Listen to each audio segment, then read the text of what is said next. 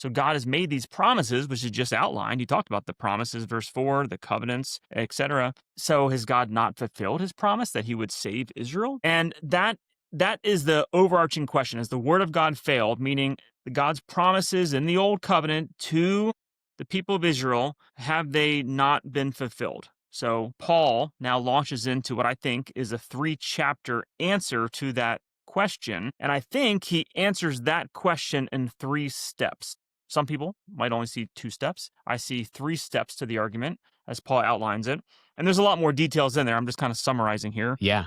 But the first answer we get right in chapter 9, verse 6, which is, well, has the word of God failed, right? So not all Israel is saved. So does that mean the word of God failed? He's like, well, first of all, you just need to recognize that not all Israel is Israel, from which I think he means not everyone who is physically, ethnically, biologically an Israelite is a recipient of the promises to Israel. They're not all spiritual Israel. They're not all true Israel. They're not all circumcised of heart. Right. And he goes to make the argument historically. First, he points to, well, Isaac and Ishmael. It's like, well, okay, but somebody could say, well, sure, Isaac was a child of the promise, but Ishmael wasn't from Sarah, it was from Hagar. He's like, okay, well, let me up the ante a little bit. Jacob and Esau, they were twins, and he chose the younger one, not the older one.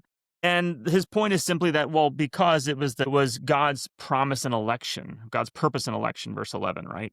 That established his basis upon which some people are part of the people of God and others are not, even though they're all ethnically descended from Abraham. So the first point he makes in that 3-step argument is, first of all, not all Israel is Israel, okay? And by which I think he means a physical subset within the larger ethnic Israel, okay? Yeah. And then the next step of the argument, again, a lot of other things we'll come back to, I think, later in chapter 9 and chapter 10. But I think the next step in the argument comes more clearly into focus at the beginning of chapter 11, when he says, well, I ask then, right? He's kind of like picking up the question, has God rejected his people? Same basic question he asked in 9:6, more or less.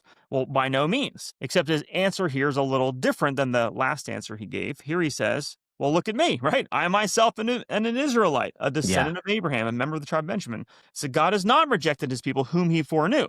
And he goes on to talk about the remnant, right? God preserved 7,000 from Baal worship during the days of Elijah.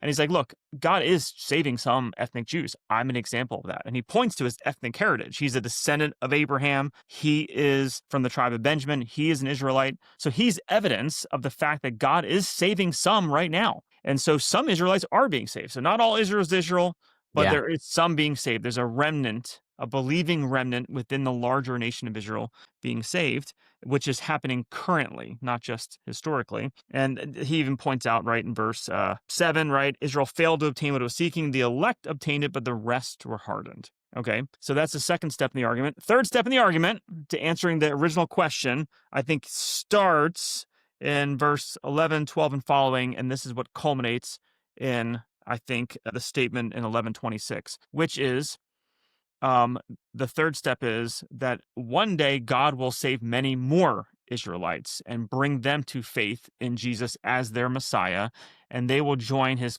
new covenant people and be members of the church. And so it'll be such that one could say all Israel is saved, because there will be a large ingathering of Jewish people to belief in the Messiah and joining the churches and co-heirs with the Gentiles of the messianic promises. And so I think what this teaches is that there will be a future mass conversion of ethnic Jews at the end of the age, and the end time generation will have a revival of sorts, and many Jews will be saved, such that it'll be like all Israel is saved. Yeah. So that's a quick summary there of how I see it kind of laid out. There's a lot of details we can backfill, of course.